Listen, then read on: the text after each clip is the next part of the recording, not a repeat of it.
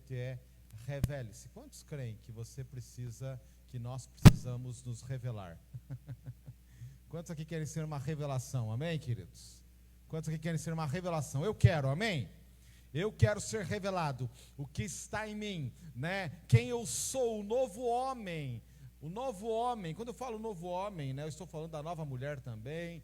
E também parabenizar as irmãs queridas, né? Tem uma lembrança, um presente especial para você no final do culto. Então, né, não perca, você vai ser abençoada essa noite, né? Um presente muito legal para você, querida irmã. Então, na saída ali, não se esqueça de pedir o seu presente. E você que não veio, da próxima vez esteja conosco também, querida irmã, porque também você vai ser abençoada. Mas, queridos, essa palavra está muito forte no meu coração. Nós precisamos revelar o novo homem, ou a nova mulher. Mas quando estou falando novo homem, estou falando para todos, ser humano, mas o novo homem em Cristo Jesus. Olha o que essa palavra fala, né? E é muito interessante porque eu creio, queridos, que a maioria das pessoas não conhece quem nós somos de verdade. É interessante porque às vezes nem nós conhecemos na sua essência quem nós somos de verdade. Eu creio que em partes nós conhecemos, em partes nós temos uma noção, mas muitos de nós têm uma noção muito limitada ao nosso próprio respeito, por incrível que possa parecer, queridos. É interessante o quanto que nós conhecemos apenas a nossa história, quem sabe até hoje, mas Deus conhece o nosso passado, o nosso presente, o nosso futuro. Louvado seja o Senhor, amém, queridos? Deus já sabe de tudo que tem preparado de bom para você, e é por isso que nós precisamos nos revelar. Você precisa se revelar, querido. O que está em você, o novo homem em Cristo Jesus, ele precisa vir para fora, e é isso que nós vamos falar nessa noite. Tem uma frase que ela está falando muito ao meu coração nesses dias, mas ela diz o seguinte: cada desafio em sua vida vai ser uma oportunidade para ser revelado o melhor que você é, ou seja, a sua melhor versão. Eu tenho entendido pela palavra de Deus, queridos, que na verdade tudo que está acontecendo, os desafios que estão acontecendo nas nossas vidas, eles têm uma relação muito assim especial com o fato de ser revelado quem eu já sou.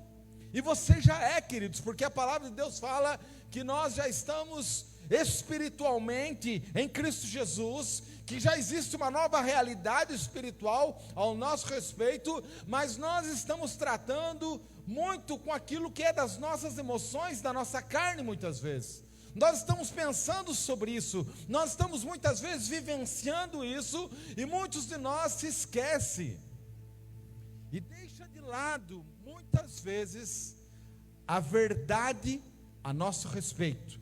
E é sobre isso que eu quero falar com você essa noite, sobre a verdade ao nosso respeito. Deus sabe disso, e Ele quer que nós passemos a conhecer, a nos desvendarmos, a nos revelarmos. Deus nos conhece profundamente, Deus sabe o que nós nascemos para ser. Olha o que diz aqui em 1 Coríntios capítulo 13, versículo 12. Agora vemos de modo imperfeito, como num reflexo no espelho, mas então veremos tudo face a face. Tudo o que sei agora é parcial e incompleto. Olha que interessante, queridos. Mas conhecerei tudo plenamente, assim como Deus já me conhece plenamente. Essa palavra aqui nesse capítulo em Coríntios está falando que Deus, Ele nos conhece plenamente.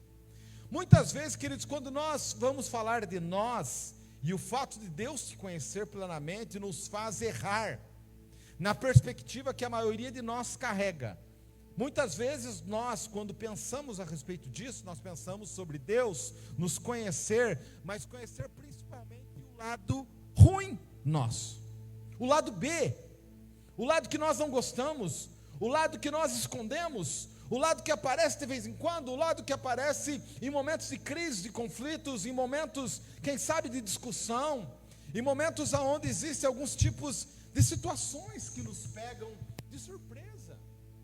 Então, quando nós ouvimos essa palavra, a maioria de nós pensa, não, Deus me conhece plenamente, realmente Ele me conhece, Ele sabe tudo em mim que não presta. Queridos, e não é sobre isso que nós estamos falando aqui. E é interessante o quanto que nós temos uma capacidade muito grande de nos desvalorizarmos, de nós olharmos apenas um lado das nossas vidas, de muitas vezes somatizarmos esse negativismo no sentido de, ao invés de elevar a nossa fé, muitas vezes nós acabamos desconstruindo aquilo que Deus já falou, já disse ao seu respeito. E eu quero te chamar a atenção essa noite, porque Deus tem sim a melhor versão sua para a sua própria vida, para você viver nesses dias em nome de Jesus. Quantos creem nisso? Amém? Você crê nisso, querido? Amém? Quantos creem nisso? Amém? Eu creio de todo o meu coração. A palavra do Senhor diz: Deus os conhece plenamente. Ele conhece partes de você que ainda nem você conhece. Ele conhece um lado seu que nem você ainda conhece. Eu não sei se você já viu, quantos já viram aqui ouro bruto? Quem aqui já teve a experiência de ver, de pegar ouro bruto, de pegar um pedaço dessa rocha, né, que é uma rocha, um minério, o ouro, mas ele tem um valor muito grande, ele é trabalhado, ele tem um trabalho que é feito. Mas alguém já teve a oportunidade de pegar o ouro bruto?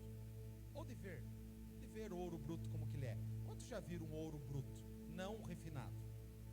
Querido, quando você olha para um pedaço de ouro bruto, você não dá nada para ele. Ela é uma rocha amarela, não tem brilho nenhum. É interessante, é uma rocha que você olha, e se você não conhece, normalmente esses garimpeiros, como eles conhecem o ouro bruto, eles sabem distinguir, eles sabem perceber, eles são especialistas em achar ouro, mas nessa condição. É interessante porque muitas vezes nós estamos acostumados com o ouro na sua qualidade, na sua característica refinada.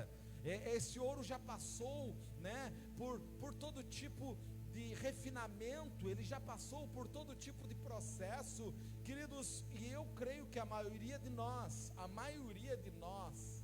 tem a tendência de olhar para nós da mesma forma como você olha às vezes para o ouro bruto. Qual é a nossa diferença? Qual é a nossa perspectiva para o garimpeiro?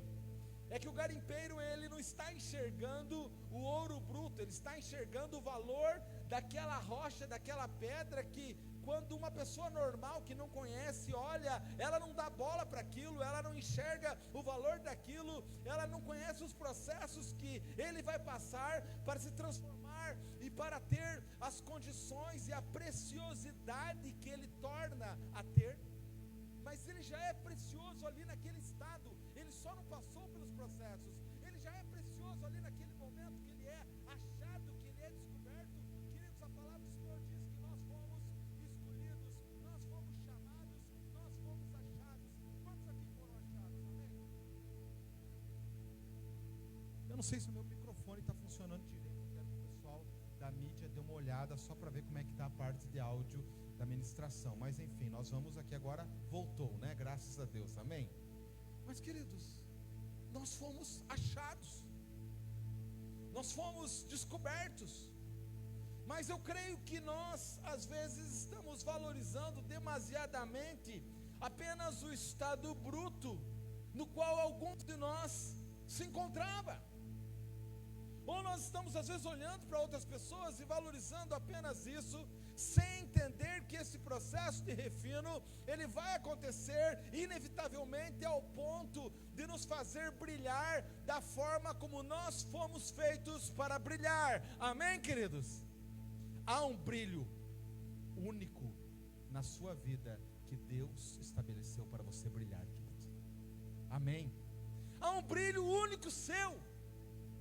Há um brilho único que está sobre a sua vida, queridos, e a maioria de nós não tem noção disso, sabe? O diabo, ele vai fazer de tudo para te enganar, para te sabotar, para que você não conheça quem você foi chamado a ser de verdade.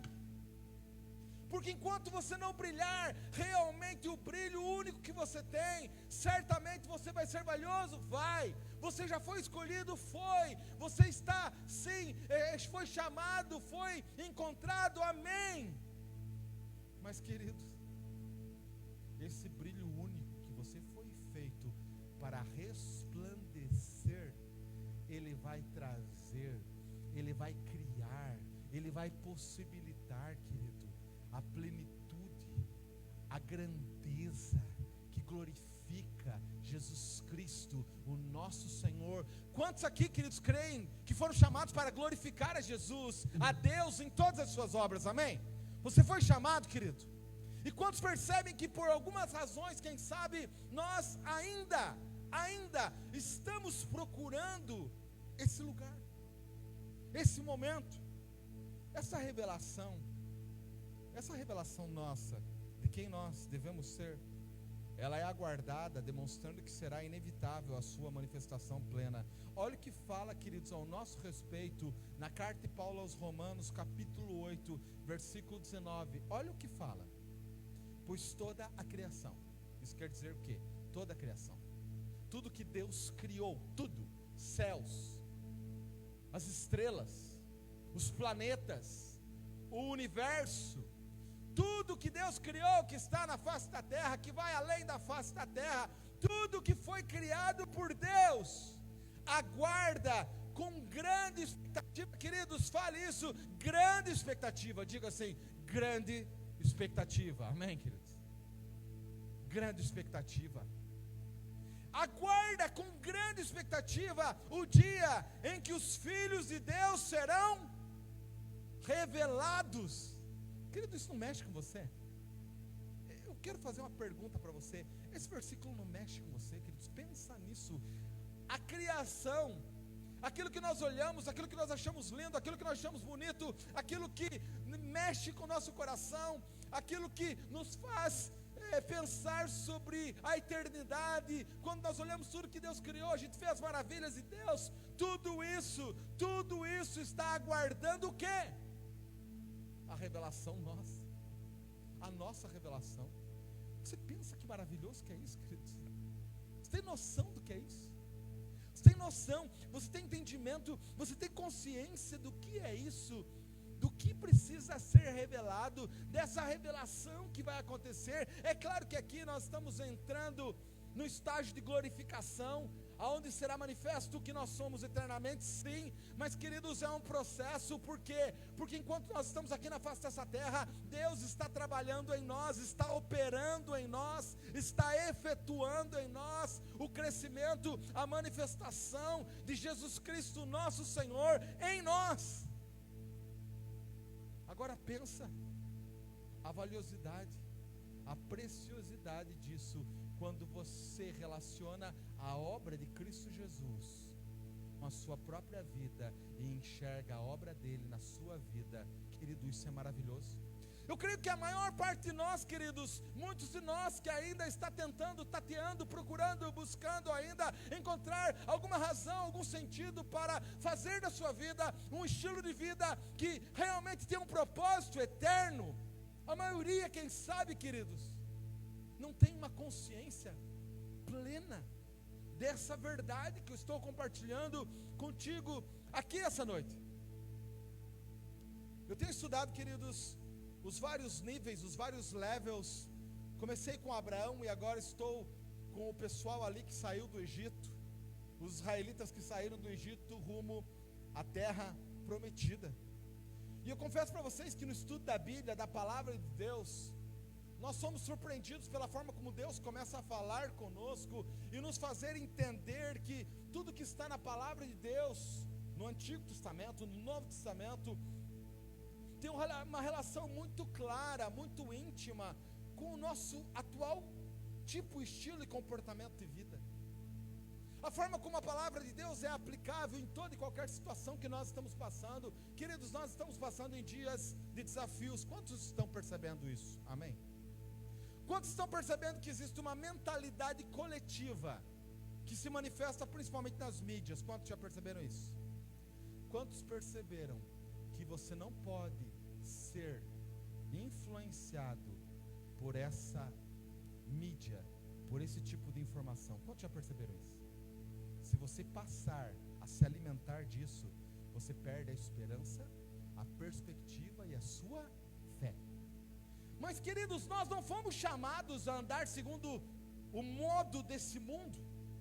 A palavra de Deus fala na carta de Paulo aos Romanos, no capítulo 12, que não devemos nos amoldar a esse século, mas devemos ser transformados pela renovação da nossa mente, para que possamos experimentar a boa, agradável e perfeita vontade de Deus. E é sobre isso que nós estamos falando. Mas quando nós olhamos para o povo que saiu do Egito, queridos, eu começo a perceber que eles tiveram vários momentos de novos níveis, novos levels na vida deles, que Deus estava os levando, que Deus estava os tirando de um lugar, que Deus estava mexendo com aquilo que eles estavam se acostumando. E quando eu aplico isso para a minha vida, eu começo a perceber algo, queridos. Me parece que Deus, Ele faz questão de nos tirar do comodismo, da normalidade, porque nós não fomos feitos para ser geridos por questões naturais. Nós fomos feitos para ser influenciados pela vida espiritual. Quando um crente começa a se mover apenas no mundo natural, queridos, é como se nós tirássemos da nossa vida o ar que nós respiramos quando nós estamos falando de vida natural. Um crente sem fé é a mesma coisa que um ser vivente sem ar.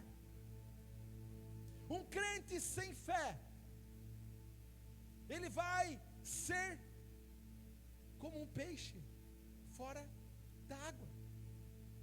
Então, queridos, eu percebo que não tem outra razão, não tem outra forma de nós sermos quem nós devemos ser, se nós não crescermos, se nós não elevarmos a nossa fé.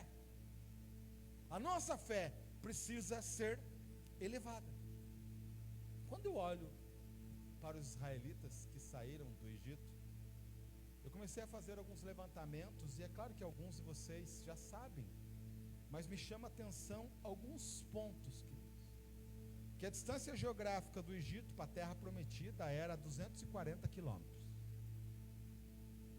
Se você perceber, 240 quilômetros é uma distância pequena, geograficamente falando, queridos. Era a distância da minha antiga cidade para a capital do estado do Paraná, Curitiba. 240 quilômetros, mais ou menos isso aí. Segundo os estudiosos, queridos, esse trajeto poderia ser realizado em 15 dias.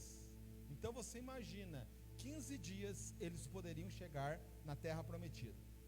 Em 50 dias eles chegaram, ao invés deles irem para a Terra Prometida, eu quero que coloque lá no mapa, Júlia, fazendo favor, porque até é bom mostrar isso aqui, para que a gente possa entender.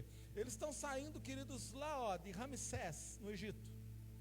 Eles poderiam, a Terra Prometida está lá em cima, Canaã. Então, na verdade, o trajeto natural seria o quê? Sair do Egito e subir. É interessante o quanto que todos nós, na maioria dos gráficos que falam a respeito de avanço, de crescimento, você está acostumado com um gráfico que está apontando para cima. Amém, queridos? Não é assim? Sempre para cima. Nós não estamos pensando sobre estar acima, sobre estar para o alto, sobre estar sobre uma condição de superioridade acima de tudo. Então, querido, quando você olha geograficamente falando, eles sairiam dali e só subiriam. Mas a Bíblia fala que Deus, por um simples fato de que eles, encontrando os filisteus ali em Gaza, naquela região ali, no início, eles teriam medo e voltariam rapidamente para o Egito se eles já subissem. O que Deus fez? Deus fez eles descerem. Eles desceram lá no deserto do Sinai, lá no monte Sinai, lá embaixo. E eles ficam 1 ano lá, queridos, 1 ano parados lá, recebendo as leis, os mandamentos, a palavra, a verdade a respeito deles. Deus fez questão que eles descessem. Isso não te chama atenção, queridos? A vida cristã é uma vida que a maioria de nós quer subir. Quantos aqui querem subir? Amém? Para subir nós temos que aprender a descer. Nós temos que aprender, queridos, que esse é um exercício, uma prática constante das nossas vidas, e a maioria de nós não está preparado, porque a maioria de nós aliou o que? Descer a derrota, a derrotismo. A maioria de nós relacionou descer as situações aonde não é bom, e tem muitos, queridos, que falam ainda e alimentam essa perspectiva errada, falando: não, você não foi feito para sofrer, você não foi feito para passar o que você está passando, sendo que tudo aquilo que a gente passa e sofre, quando é em Cristo, em Deus, tem um valor eterno, que glorifica o próprio Senhor, nos fortalece, nos sustenta e nos amadurece. Queridos, é preferível um povo fraco ou um povo amadurecido? É preferível ser fortalecido no homem interior ou ser vulnerável em todas as circunstâncias? O que será que Deus queria falar a respeito disso? É claro que Ele queria fortalecer esse povo, é claro que Ele queria sim criar amadurecimento nesse povo, sem dúvida alguma. Ele permite que eles desçam para depois subirem. Nos 2 primeiros anos da sua trajetória, os 2 primeiros anos definiram como seriam os últimos 38 anos. O que mais me chamou a atenção estudando isso, querido, sabe o que foi? Foi perceber, por muito tempo, eu venho de escola dominical, eu creio que alguns de vocês nós aprendemos vários ensinamentos a respeito dos 40 anos do povo no Egito. Alguns de nós não recebeu esse ensino, mas sempre quando se fala em 40 anos, todos nós olhamos 40 anos como 40 anos, assim, tipo, foi necessário, é isso mesmo, tinha que ser. E eu tenho estudado a palavra nesses dias, queridos, eu tenho procurado várias versões, eu tenho procurado vários estudos, eu tenho procurado várias perspectivas, e é muito interessante quanto existe um consenso em alguns estudiosos com relação ao quê? Com relação ao fato desse povo que chega ali em Cades Barneia, os espias chegam ali 2 anos depois de saírem do Egito para espiarem a terra. É consenso na maioria dos estudiosos algo muito interessante, que a forma como eles trouxeram o relatório para Moisés de como que eles estavam vendo a terra, determinou os próximos 38 anos deles no deserto. Foi isso que determinou. Não foi o fato de Deus já ter estabelecido, pensado e planejado, não, eu quero que os meus filhos passem 40 anos no deserto. Na verdade, queridos, não era esse o propósito de Deus. O que criou essa perspectiva de passarem agora mais 38 anos ali no deserto, foi o fato de que eles criaram uma situação, 10 pessoas, 10 espias, eles voltaram de espiar a terra prometida, eles passaram 40 dias espiando a terra, vendo, 10 deles voltaram com um relatório totalmente incrédulo. E sabe por quê? Quando você vai para o texto ali, no Antigo Testamento, fala que a perspectiva deles estava totalmente errada, porque eles se olhavam como gafanhotos diante dos gigantes que haviam na terra. Eles não conseguiam enxergar o lado bom da terra, eles não conseguiam enxergar os benefícios da terra, eles não conseguiam enxergar aquilo que era bom, aquilo que Deus tinha preparado, aquilo que era maravilhoso, aquilo que era especial. Eles não conseguiam enxergar isso. Aliás, eles enxergavam que eles eram como que gafanhotos. Então, na verdade, eu chego a um entendimento quando nós começamos a estudar a palavra sobre essa perspectiva, de que na verdade quem definiu o tempo foram os homens, o comportamento deles e a forma errada como eles enxergaram aquilo que Deus tinha dado para eles. Querido, eu tenho uma pergunta para você: como você tem enxergado aquilo que Deus tem dado para você? Como você tem visto? Qual é a tua visão a respeito daquilo que tem sido colocado à sua frente? De que forma você tem enxergado os seus desafios? A maioria das pessoas, queridos, se elas pudessem, é claro, a maioria das campanhas que alguns fazem está relacionada ao quê? A elas se livrarem o mais rápido possível dos seus desafios. quando na verdade são esses desafios que vão mexer com a fé delas e fazer com que tenham uma fé realmente elevada. Mas é interessante o quanto, queridos, nós, seres humanos, nós buscamos o nosso bem-estar. E o que nós pudermos fazer para tudo estar bem, nem que nós, de certa forma, tenhamos um tipo de falsa perspectiva, de falsa segurança de que tudo está bem, aquilo de certa forma vai, queridos, nos ludibriando, vai nos enganando e também vai sabotando o nosso crescimento. Vai mexendo com algo que é muito mais precioso, queridos, que não é com quem nós somos hoje, é com quem nós havemos de ser. Deus sabe quem nós fomos chamados a ser. Queridos, Deus conhece o teu brilho, Ele sabe sim o brilho exato que você tem. O homem glorificado, queridos, aquilo que a palavra está falando aqui, esse homem que vai ser glorificado, esse homem que vai ser revelado, esse homem que a criação, ela aguarda com expectativa a revelação, esse Filho de Deus, querido, será uma manifestação tão poderosa, tão maravilhosa, num fechar, num abrir de olhos tão especial, que nós ainda não temos condições de expressar tamanha glória. Quando nós vamos para os estudos científicos, a maioria dos estudiosos, eles falam que o ser humano, ele usa, quem sabe, os maiores gênios que já existiram, eles usam uma pequena porcentagem, que se não me engano não chega a 10% da capacidade do cérebro humano. Eu não sei se você já pensou sobre isso, queridos. Se o homem não usa 10% do que ele tem capacidade, você imagina esse homem pleno. Eu creio que foi o pecado no gênero humano, na raça humana, que limitou o homem de usar a sua plenitude cerebral. Você imagina, queridos, todos nós usando a plenitude de que nós fomos, que eu estou falando agora de cérebro, eu estou falando de algo natural, eu estou falando de algo, queridos, que é os estudiosos que falam, você está entendendo? Agora você imagina o homem na sua plenitude criativa, você imagina se o homem sendo limitado, se o homem sendo ofuscado pelo pecado, se o homem muitas vezes ele perde o seu brilho por causa de muitas vezes olhar apenas aquilo que deveria ser deixado de lado. Querido, se imagina esse homem revelado, você imagina você revelada, você imagina aquilo que você realmente, Deus sabe que você é revelado.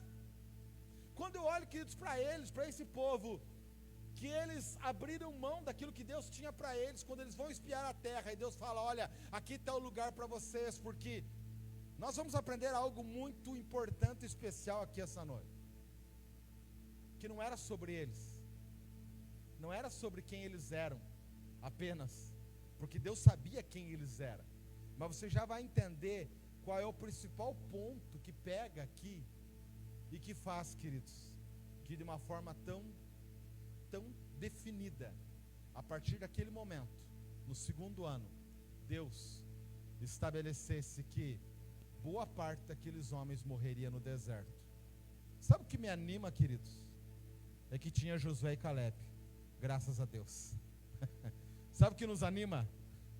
É que tem Josué e Caleb no meio de uma geração que deixou de crer. Existe um Josué e Caleb no meio de uma geração que perdeu o tempo. Existe Josué e Caleb no meio de uma geração que está dormindo. Existe Josué e Caleb no meio de pessoas que perderam o time, que perderam o momento. Existe Josué e Caleb, queridos, e é isso que deve nos animar. Eu quero ser um Josué, eu quero ser um Caleb nesses dias, em nome de Jesus. Nós precisamos entender isso, queridos, por quê? Porque a maioria daqueles homens com mais de 40 anos, naquela condição e naquela situação, eram fortes, e eram homens preparados, mas não era sobre a força deles, não era sobre a força deles, mas sobre a mentalidade deles. Não era sobre o tempo ou demora da promessa, era sobre confiar em Deus. Não era sobre matar eles no deserto, mas sobre eles se tornarem, naquelas condições, quem realmente foram chamados a ser. Mas olha o que me chama mais atenção, queridos, nessa palavra aqui. A questão para Deus, o mais importante ali, não era o quanto vulneráveis eles eram, ou fracos, quem sabe, mas era sobre o quanto eles confiavam realmente em Deus. Eu quero falar para vocês esta noite, queridos, que talvez tudo aquilo que tem impedido, de certa forma, o nosso crescimento, o nosso avanço, está diretamente relacionado, não aos teus pecados ou a forma como você se torna vulnerável para alguns deles. Não é só sobre isso, porque Deus já sabe, Deus te conhece, e Ele te chamou e te amou mesmo assim, e continua te amando ao ponto de querer transformar você, a querer me transformar. Não é sobre o quanto no conhecimento nós temos das nossas dificuldades, das nossas limitações, porque Deus também sabe, e Ele mesmo assim nos chamou e nos escolheu. Mas queridos, sobre o quanto mesmo sobre essas condições, nós estaremos dispostos a confiar nele. Porque eu só sou o que eu vou ser se eu confiar em Deus. A minha confiança nele vai definir a forma como eu vejo. Queridos, é tão interessante isso aí. A forma como você se vê está totalmente relacionada à forma como você vê Deus.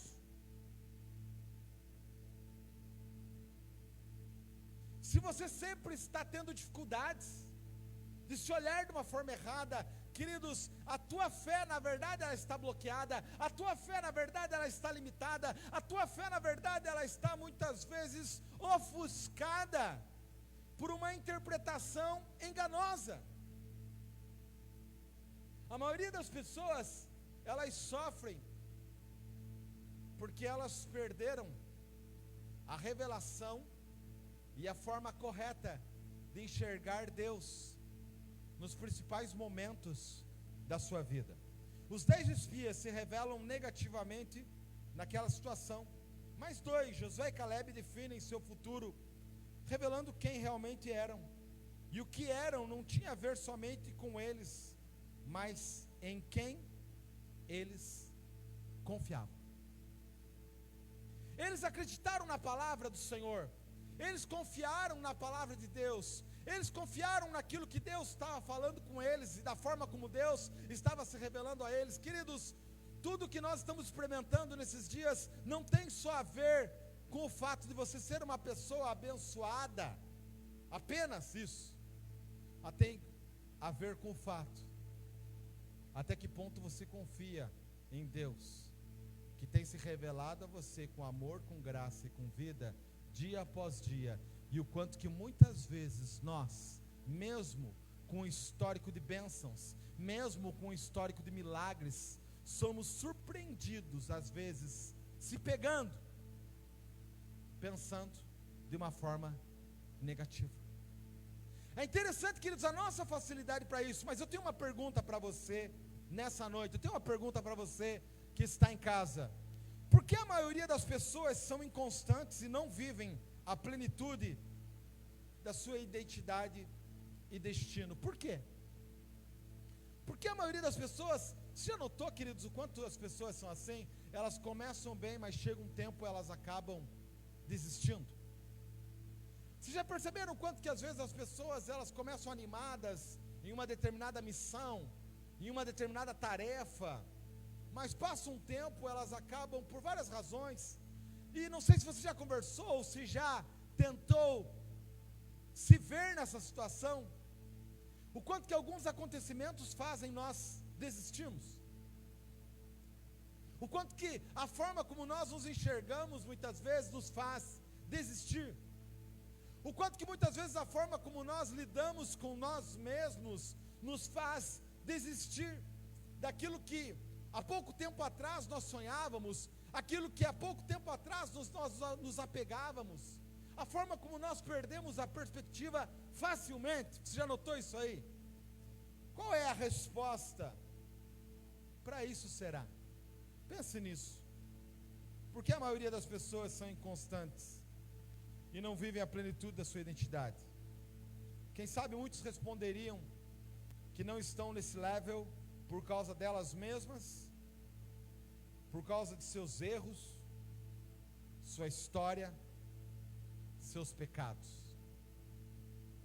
Você já percebeu o quanto que é conformável você simplesmente falar: não, mas eu não tenho direito a isso, eu não sou digno disso? Por quê? Você se conforma falando: porque veja a minha história, olha a minha vida, olha os meus pecados, eu não sou igual tal pessoa. E isso vai conformando você, isso vai colocando você numa perspectiva confortável. Por quê?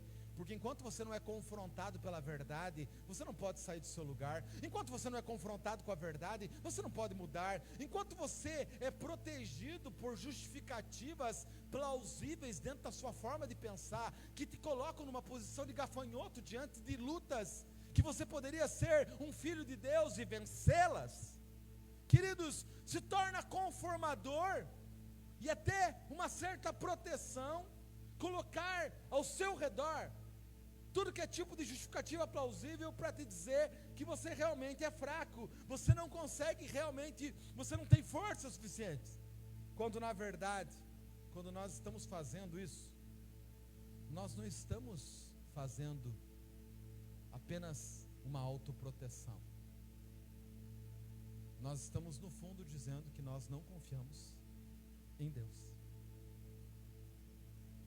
A verdade é porque não confiamos em Deus genuinamente. Tudo que experimentamos não tem a ver com nós, com o nosso mérito, com nossas forças, com nossa dignidade. Você já pensou a respeito disso, queridos? Porque se você ainda pensa que tem a ver com a tua dignidade, eu queria te falar que isso é um engano. Que tem a ver com a nossa força, eu quero te falar que isso também é um engano. Que tem a ver com o teu mérito, eu quero te falar, queridos, que isso também é um engano, porque a maioria de nós vê o favor do Senhor nas nossas vidas, e a maioria desses favores não tem nada a ver, na verdade eles não estão relacionados a algo que eu possa fazer no sentido de comprar, de negociar, ou de dizer para Deus que eu posso ter uma bênção porque eu fui um bom menino. Queridos, na verdade, todos nós nunca fomos bons meninos. Quando chegaram a essa conclusão? E merecíamos sim o castigo, mas Jesus, nos amando, Ele carregou o castigo que nos traz a paz.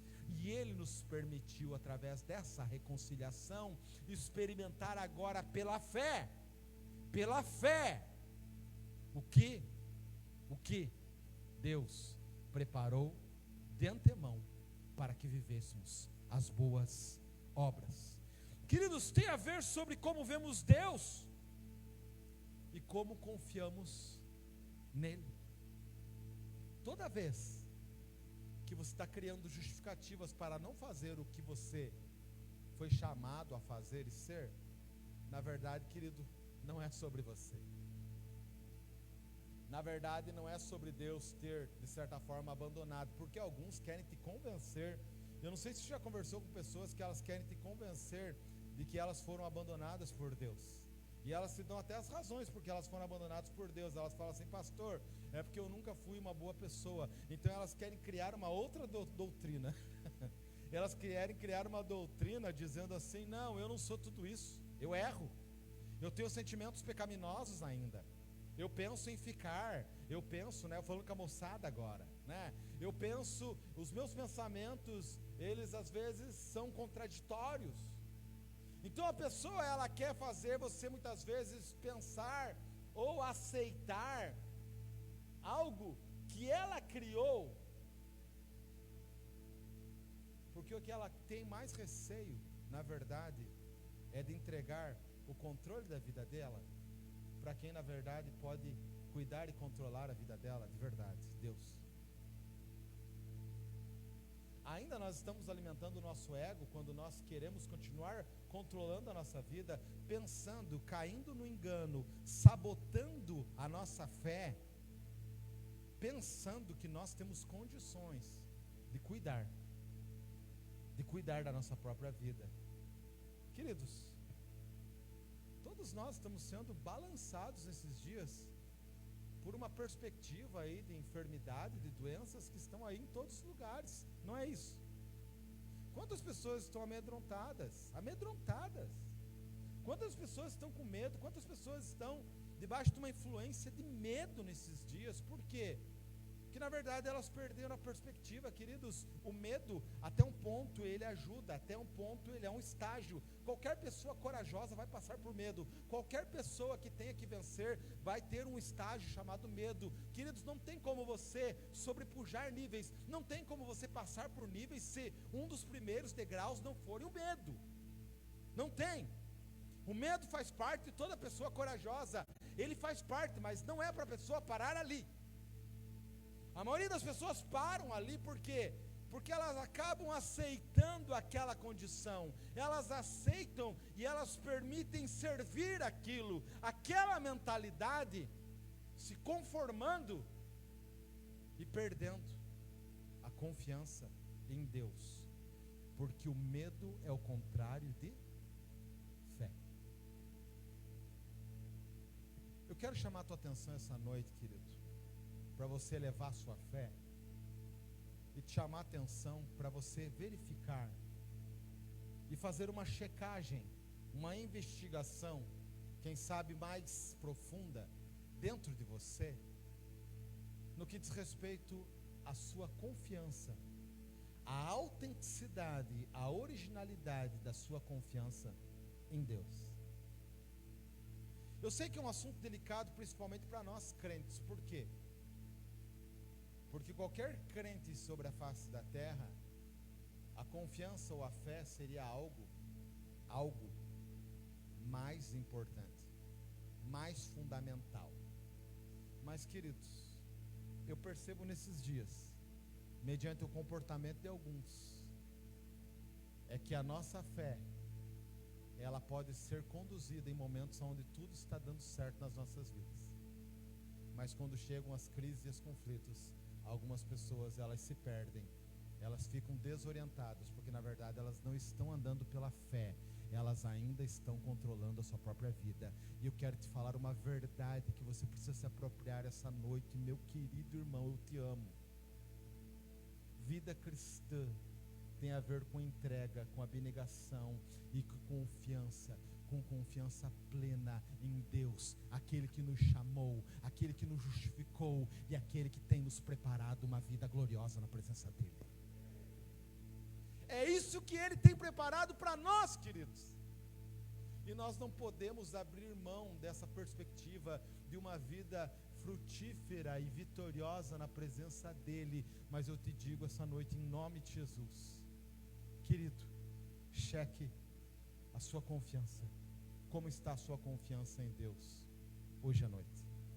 Porque eu creio que alguns de nós serão surpreendidos com a forma vulnerável que muitos de nós, por várias situações, têm andado diante de Deus, com medo, com receio, com limites, olhando tudo ao seu redor, como se aquilo fosse maior que a sua própria vida e com aquilo que há de ser revelado na sua vida e na sua história. Nós queremos orar nessa noite.